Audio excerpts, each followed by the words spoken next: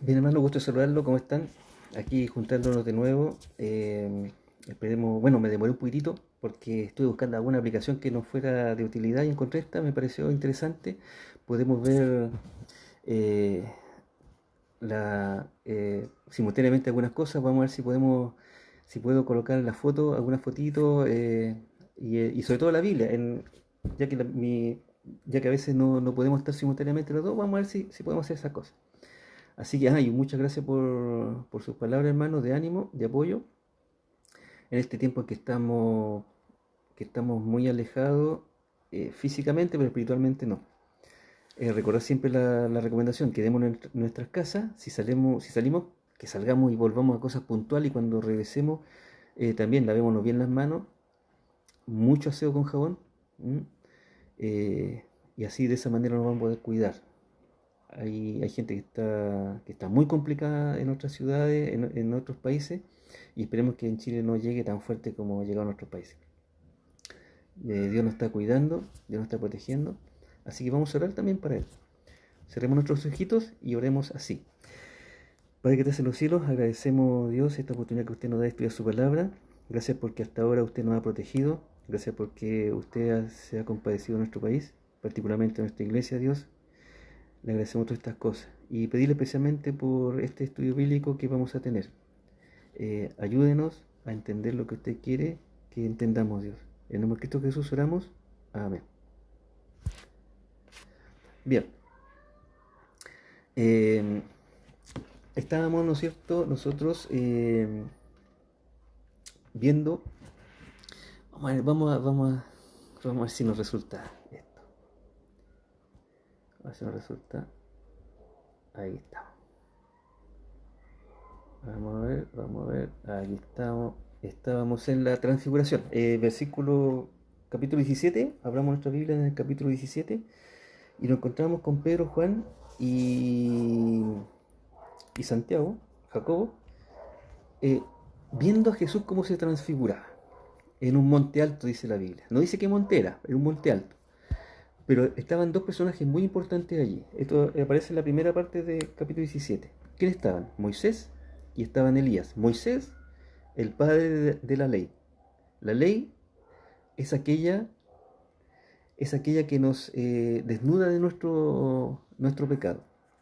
La ley nos dice que somos pecadores. La ley nos dice que no somos aceptos ante Dios. La ley nos dice qué debemos hacer para ser limpios. Pero no nos hace limpio la ley. Elías. Elías, el padre de la profecía, de los profetas. Para los judíos habían dos personajes más importantes, que eran Moisés y Elías. Y Elías con la profecía de un Mesías, la profecía de un Salvador, la profecía que la ley nos decía que éramos pecadores y el Salvador que nos decía que éramos limpios con su sangre, siempre y cuando le aceptáramos como nuestro Señor y Salvador. Esos dos personajes estaban ahí, junto con Jesús. Y Pedro, Juan y Santiago, Jacobo, pudieron observar esto. Pedro no paraba de hablar. Hablaba y hablaba. Hablaba hasta cuando escuchó una voz del cielo que le dicen, este mi hijo amado, a él oíd. Y realmente hay que mejor quedarse callado y empezar a escuchar nomás lo que Jesús nos quiere decir. A veces ese error cometemos, hablamos mucho y escuchamos poco. Y sobre todo cuando son las cosas de Jesús.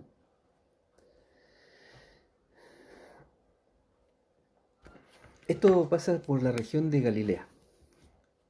La región de Galilea es muy importante. Acá pasó gran parte de su ministerio Jesús. Y hoy día vamos a ver de la región de Galilea, nos vamos a ir específicamente a Capernaum. Capernaum es la segunda parte del estudio bíblico. En Capernaum vamos a ver que Jesús encontró a un muchacho lunático que le decía el papá. Pero en realidad no era lunático, estaba endemoniado. Lunático la gente le decía a las personas que padecían este mal, que era porque ellos se quedaban dormidos a la luz de la luna. Y ahí decían que se enfermaban y tenían este tipo de cosas. Era casi una superstición. Pero Jesús no lo identificó como lunático, lo identificó, o sea, pudimos ver que en realidad no estaba lunático, sino que estaba endemoniado. Eso era. Vamos a empezar leyendo eh, donde quedamos.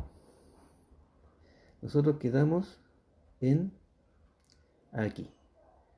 ¿Se acuerdan que terminamos cuando los discípulos comprendieron que les hablaba de Juan el Bautista? Ahí.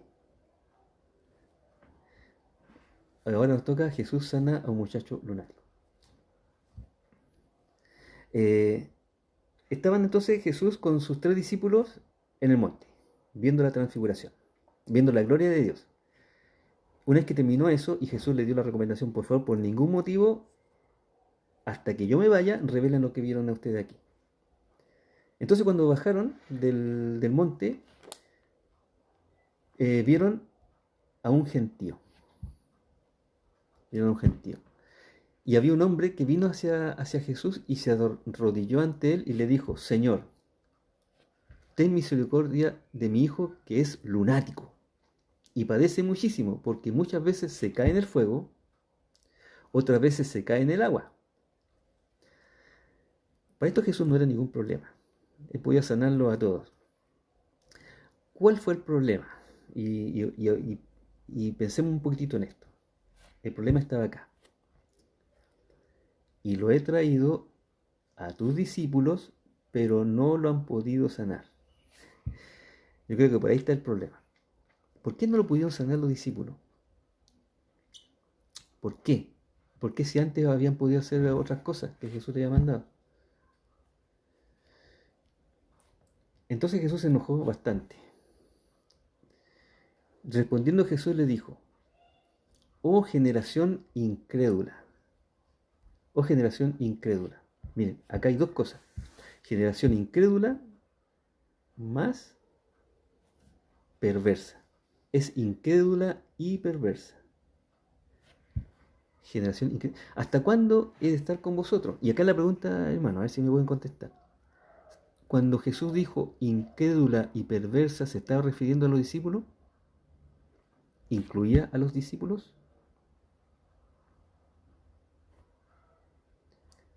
¿Qué piensan ustedes?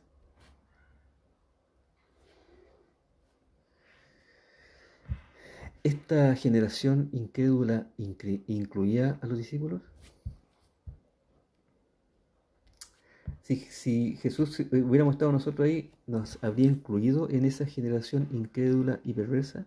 ¿Hasta cuándo he de estar con vosotros? ¿Hasta cuándo os he de soportar? Tráiganmelo para acá. Y Jesús rápidamente reprendió al demonio, el cual salió del muchacho, y éste quedó sano desde aquella hora. Y ahí está la respuesta a la pregunta que estamos haciendo nosotros. Vinieron entonces los discípulos, que también quedaron preocupados, y aparte le dijeron: ¿por qué nosotros no hemos podido echar fuera a este demonio? ¿Por qué? La respuesta es fácil. Es por vuestra poca fe. Ustedes tienen poca fe.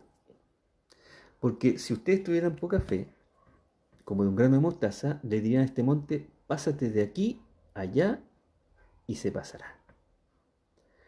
Cuando Jesús habló de la generación incrédula, veamos un poquito más, retrocedamos un poquitito. Cuando Jesús habló de esto, no se estaba refiriendo a los discípulos, porque los discípulos no eran incrédulos. Lo que los discípulos tenían era poca fe. ¿Se fija la diferencia? Poca fe, que no es lo mismo. Nosotros podemos tener poca fe, pero hay que pedirle a Dios más fe. Eso es lo que nos dice la Biblia. Esa generación incrédula y perversa no tenía ninguna posibilidad de entrar al reino. Ninguna. Porque ellos no tenían fe. Porque ellos no tenían fe. ¿Por qué tenían 0 posibilidad de entrar en el reino de los cielos? Porque sin fe,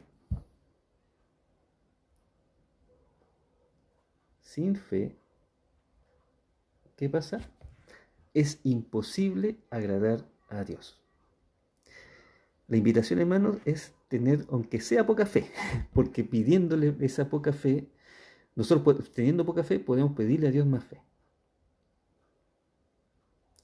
La idea, hermanos, es tener toda la fe que nosotros podamos tener. Tener el vaso rebosante. No tener poca fe, tener mucha fe. Pero, ¿cuál es el problema? Que si yo digo que tengo mucha fe, aunque sea como el porte de un grano de mostaza, con esa poca fe sería capaz de decirle eh,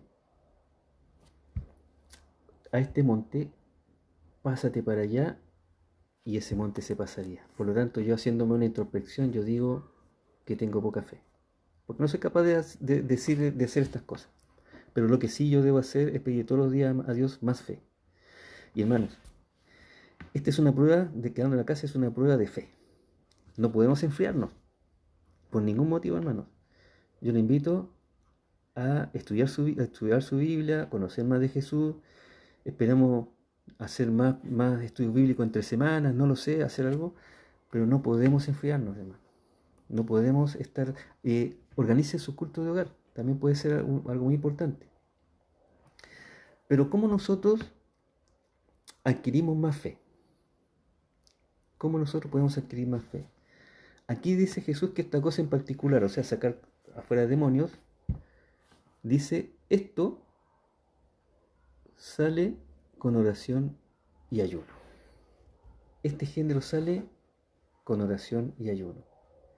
O sea, la oración y ayuno hace que nuestra fe aumente. Porque estamos más cerca de Dios, nos sentimos más cerca de Dios, nos olvidamos de todo. Esto es más que un problema de estar en la casa, hermano. Puede darse como una oportunidad. A veces estamos muy lejos de nuestra familia. Mira, han pasado tantas cosas interesantes. No sé si ustedes han estado mirando los videos de YouTube. ¿Saben? La Tierra como que se ha estado recuperando. Donde no está el ser humano ensuciando, ¿cierto? Quemando, haciendo fuegos, qué sé yo. Como que la naturaleza ha estado recuperándose. Donde no había naves, ahora hay aves. Donde no habían peces, ahora están llegando los peces. Estaba mirando un video de Venecia, no sé si ustedes lo vieron. En Venecia, esos canales hediondos. Y no solamente hediondos, sino que turbios. Ahora hay delfines, hay peces ahí. El agua está cristalina. Es una oportunidad. Ahora, si usted está en su casa, tiene la oportunidad de estar con su familia. Puede hacer culto de hogar. Hay un montón de cosas que uno puede hacer. Tomarlo más que un problema, tomarlo más como una oportunidad de acercarse a Dios. Este género, voy a cambiar de color.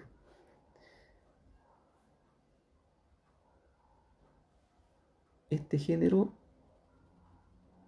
no sale sino con oración y ayuno. Esto que estamos pasando nosotros, podemos decirlo, no sale sino con oración y ayuno. Sale con oración y ayuno. Es nuestra oportunidad. Bueno, pasamos al versículo número 22. Cuando Jesús anunció por primera vez su muerte, ustedes tienen que acordarse que se lo dijo a su discípulo. Y le dijo, es necesario que yo vaya ¿cómo se llama? A Jerusalén, es necesario que los sacerdotes me tomen, es necesario que yo padezca y es necesario que yo muera. Es necesario que eso ocurra. Pedro le dijo, lo llamó a un lado a Jesús y le dijo, Señor, pero ten piedad de ti, no puede ser que hagas esto. Y Jesús se molestó mucho con Pedro y le dijo, apártate de mí, Satanás. Pedro, hacía poco rato había manifestado su convicción de que Jesús era el Mesías.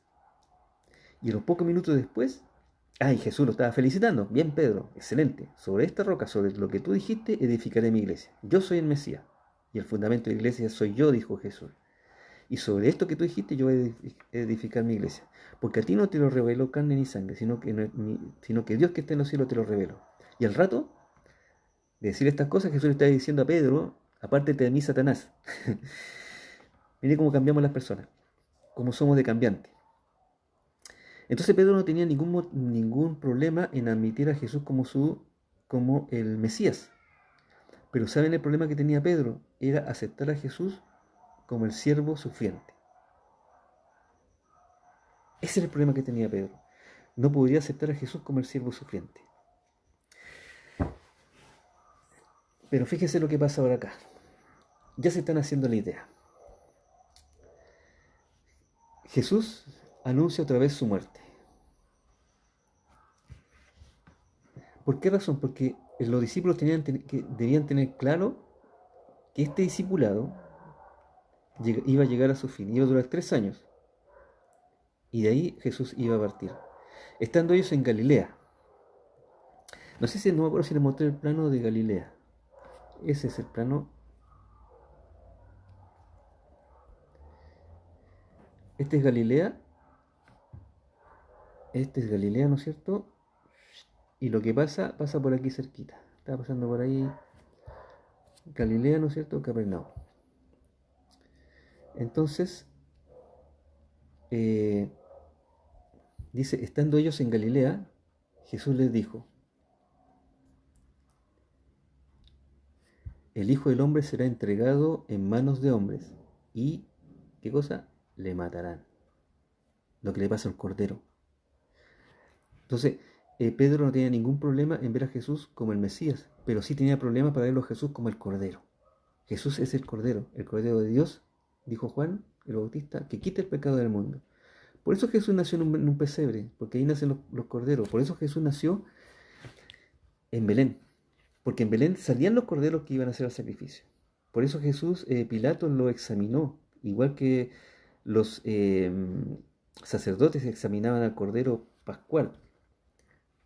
Pilato obviamente no encontró ningún problema con Jesús, de hecho no lo quería sacrificar. Está perfecto, decía. Y le matarán. ¿Cuándo? Al tercer día. Pero al tercer día resucitará. Eso es lo que le dijo también a los escribas. Yo no les voy a mostrar ninguna señal del cielo. La única señal que les voy a mostrar, ¿se acuerdan? En el versículo, capítulo anterior, va a ser la señal de Jonás.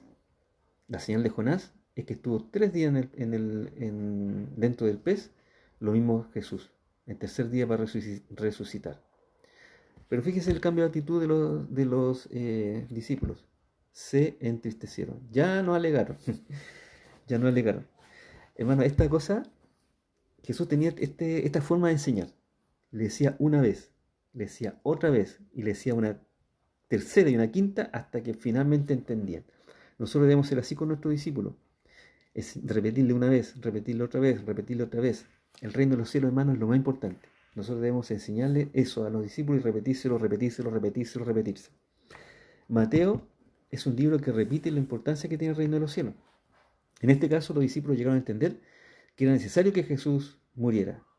Y por eso se entristecieron. Ya no se enojaron ni trataron de convencerlo. Ya no trataron de convencerlo que no muriera, sino que se entristecieron. Obvio, cualquiera se entristecería. Bien, ahí están los discípulos. Vamos a ver ahora, hay un cambio de tema acá. Y llegaron a Capernaum, ¿se acuerdan? Está cerquita del lago, del mar de Galilea. Cuando llegaron a Capernaum, vinieron los cobradores de impuestos. Y le dijeron a Pedro, oye, ¿van a pagar las 2 dracmas? Cuando llegaron a Capernaum, vinieron a Pedro los que cobraban las 2 dracmas. Y le dijeron, ¿vuestro maestro no paga las 2 dracmas? Pedro inmediatamente dijo, sí, sí lo paga. Sí lo paga, no tengan ningún problema, él lo paga. Jesús no tenía, no tenía ningún problema con el dinero, pero sí procuraba andar trayendo. Recordemos que el grupo tenía una bolsa. La bolsa de dinero estaba a cargo de la persona más confiable del grupo, de la persona con mayor reputación del grupo, con la persona más honesta del grupo. ¿Con quién? Con Judas Iscariote. Él lo tenía. Nadie dejaría el dinero en manos de una persona que no fuera confiable, nadie dejaría el dinero en las manos de una persona que no fuera honesta, nadie dejaría el dinero en las manos de una persona que no tenga un buen testimonio. La persona que cumplía todos esos requisitos a la vista de los hombres era Judas. Sí, interesante. Bueno, eh, ¿vuestro maestro paga? Sí, dijo Pedro. Y al entrar en su casa, Jesús le habló primero. Eh, es un problema para nosotros. Jesús sabe todo lo que nosotros decimos, pensamos, conversamos y con quién estamos. Jesús ya sabía la conversación que Pedro había tenido con estos cobradores de impuestos. Y antes que Pedro le dijera ni una cosa, le dijo, ¿qué te parece, Simón? ¿Los reyes de la tierra de quiénes cobran los tributos o los impuestos? Pedro seguramente venía a decirle, Señor, Jesús, me mandaron a cobrar un impuesto, ¿qué piensas tú? Pero la pregunta fue al revés. Jesús le preguntó a Pedro, ¿qué piensas tú? ¿De sus hijos o de los extraños? Pedro le respondió, de los extraños. Jesús le dijo, luego los hijos están exentos. O sea, los hijos no pagan, solamente los extraños. Recordemos que esto era el pago del impuesto del templo. ¿Ah? De eso estamos hablando, del templo. El templo tenía que mantenerse. Y la única forma de mantenerse era pagando los impuestos. Eh, Según los comentaristas, este impuesto no iba directamente a manos de los sacerdotes del templo, sino que iban a manos de Roma y los romanos le pasaban dinero a los sacerdotes para que hicieran, por ejemplo, el aseo, la mantención del templo, la compra de utensilios, la reparación de aquí, la reparación de allá. Para eso se utilizaba. Nosotros, como iglesia, de nuestros diezmos, sacamos parte para la mantención del templo. De nuestros diezmos sacamos parte para el aseo, para reparaciones, para sacar las palomas, para reparar el techo, etcétera. No lo tomamos como un impuesto así como tal, sino que dentro de nuestras mismas diezmos lo hacemos. Entonces, aquí Jesús le pregunta, y Pedro le respondió. ¿Qué le respondió Pedro? Pedro le respondió de los extraños. Jesús le dijo, luego los hijos están exentos. Sin embargo, para no ofenderles, miren, para no ofenderles, ve al mar y echa el anzuelo y al primer pez que saques, tómalo y ábrele la boca y hallarás un estatero. El estatero era el costo del impuesto, pero de dos personas. Dos. Que sería en este caso el impuesto que debía pagar Pedro y el impuesto que debía pagar Jesús. ¿Cómo le vamos a tener? Del pez de la boca. Pero yo quiero hacer un poquito de alcance de esto, para no ofenderle. Ustedes saben que hace poco falleció mi mamá. Mi hermana lo cuidó durante todo su periodo complejo, muy complejo.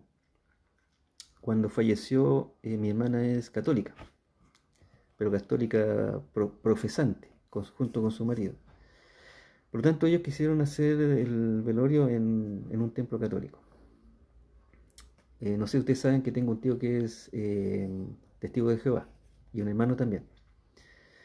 Ellos tienen mucho problema con esto, entrar en un templo católico se complica mucho. Pero yo dije, bueno, yo voy a entrar para esto, para no ofenderle, para no ofenderles. Voy a entrar y voy a estar ahí y pienso que no lo ofendí. Mi tío no entró, mi hermano tampoco, pero no quise ofenderlo. ¿Mm? Eh, pero hay un límite para esto. No necesariamente vamos a estar en todos lados para no ofender a los demás. Siempre hay un límite. Nosotros debemos pensar de que, ¿cuál fue el límite que me ocurrió ahí? Bueno, yo estaba dentro del templo católico de la iglesia y de repente el cura, el sacerdote dice, ya, acérquense los hijos. Entonces, ya, yo era hijo, por lo tanto tenía que acercarme. Ya, rodeen el ataúd. Y rodeamos el ataúd, somos cinco en total. Perdón, somos seis hermanos en total. Mi hermano, mi otro hermano que es testigo de Jehová no estaba. Así que estábamos los cinco. Y en eso el sacerdote llegó con un pocillito. Y se lo pasó, y yo me quedé al otro extremo. Se lo pasó al primer hermano que estaba en un extremo. Entonces, bueno, él entendía lo que tenía que hacer, pues sacó la cosa y le echó agua bendita que había que echarle en el ataúd. Chata, dije yo, bueno, estoy aquí para no ofenderle, pero nunca es tanto la cosa, no puedo pasar más allá. Cuando llegó a mí, tomé la vasija con el agua bendita, la tomé, lo tuve como unos 3 segundos y se lo devolví a mi hermana. Y mi hermana, como sabe que yo no soy católico, se lo pasó al cura. Y nadie resultó ofendido. Yo tampoco, ¿cómo se llama? Consideré que no hice nada incorrecto. Eh, Eso, para no ofenderle. Hay un límite, hermano. Hay momentos que necesariamente vamos a tener que ofender. Pero si es posible, como dice Pablo, estar bien con todos, estemos bien con todos. Pero pensemos que siempre hay un límite. Eso enseñémosle a nuestros discípulos. Hay un límite. ¿Ya? Bien, hermanos. Yo creo que hasta aquí vamos a quedar. Quedamos este último versículo, el 27. ¿Sí? La próxima semana empezamos con el capítulo 18. Vamos a seguir así hasta que terminemos la cuarentena y después empezar con el libro como corresponde. ¿Les parece? Así vamos a terminar bien con el libro de Mateo. Nuevamente le agradezco sus palabras, hermano. Me dieron mucho ánimo para hacer esto. Esperemos que lo hagamos cada domingo mucho mejor. Y si ustedes tienen alguna pregunta, como dicen los youtubers, pónganlo en la parte inferior como comentario para ir mejorando. Si ustedes tienen alguna consulta o si quieren hacer algún aporte a este tema. ¿Ya? Bien, hermano. Muchas gracias por todo. Que Dios los bendiga y nos seguiremos viendo. Hasta luego. Que descansen.